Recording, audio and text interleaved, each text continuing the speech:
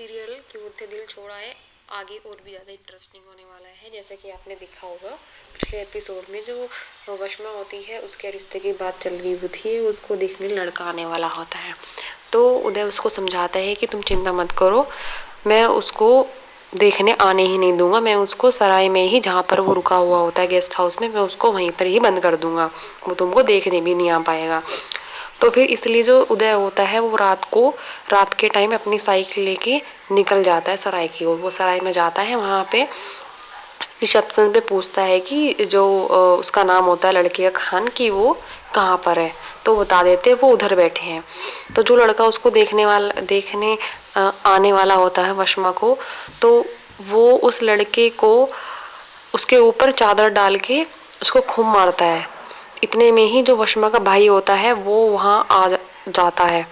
तो जो उदय होता है जब वो सराय जाता है तो वो अपने मुंह पर ना कपड़ा बांध के जाता है ताकि कोई उसे पहचान ना पाए। तो जब वो जो लड़का वशमा को देखने आने वाला होता है जब वो उसको मारता है तो इतने में ही वशमा का भाई वहाँ आ जाता है। जैसे ही उसका वशमा का भाई वहाँ आ जाता है तो उदय सोचता है कि वशमा का भाई यहाँ क्या कर रहा है। तो ऐसी मारपीट में जो उदय का पर्स होता है वो वहीं पे गिर जाता है। फिर जाते जाते वो अपना पर्स तो उठा लेता है, लेकिन पर्स में से वशमा की फ़ोटो निकल के वहाँ पे गिर जाती है। तो फिर वशमा का जो भाई होते हैं वो उधर कमरे में आते हैं और वो उनसे उस लड़के से कहते हैं कि आप पे ये हमला हुआ है, आप ठीक है। तो वो लड़का कहता है कि मैं ठीक हूँ, लेकिन हमारी तो किसी से कोई दुश्मनी भी नहीं है, तो मेरे ऊपर किसने अटैक किया।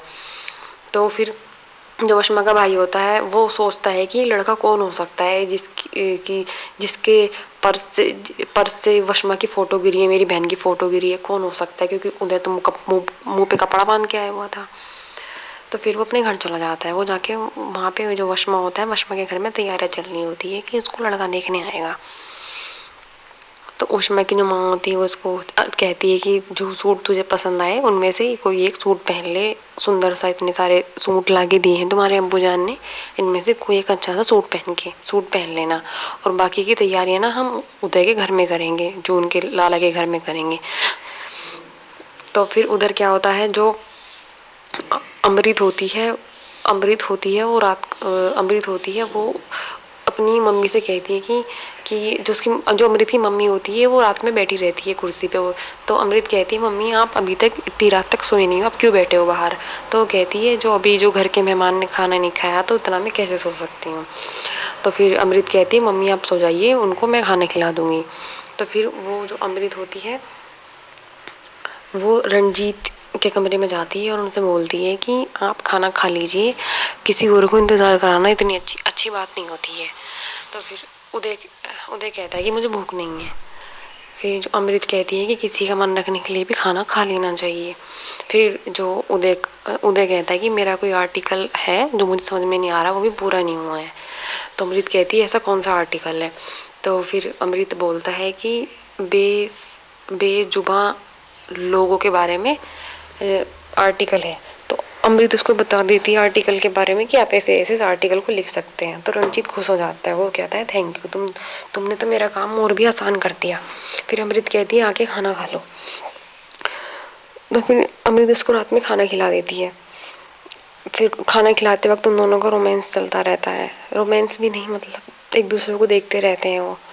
उसके बाद क्या होता है, उसके बाद जो वशमा होती है अगले दिन क्या होता है, अगले दिन निकल जाता है। फिर वशमा और वशमा के मम्मी पापा लाला के घर में बैठे रहते होते हैं और बातें करते रहते हैं, नाश्ता वगैरह होता रहता है वहाँ पे। जो रंजीत होता है रंजीती के लिए फ़ोन आता है, रंजीत के पापा का फ़ोन आता है और वो कहता है कि रंजीत तुम्हें मैंने 2-3 दिन के लिए भेजा था वहाँ, और तुम तो वहीं हवेली में जमकर ही बैठ गए हो। और रंजीते के जो पापा कहते हैं कि मैं 2-3 दिन बाद लाहौर आ रहा हूँ, और मैं आके तुम्हारी सगाई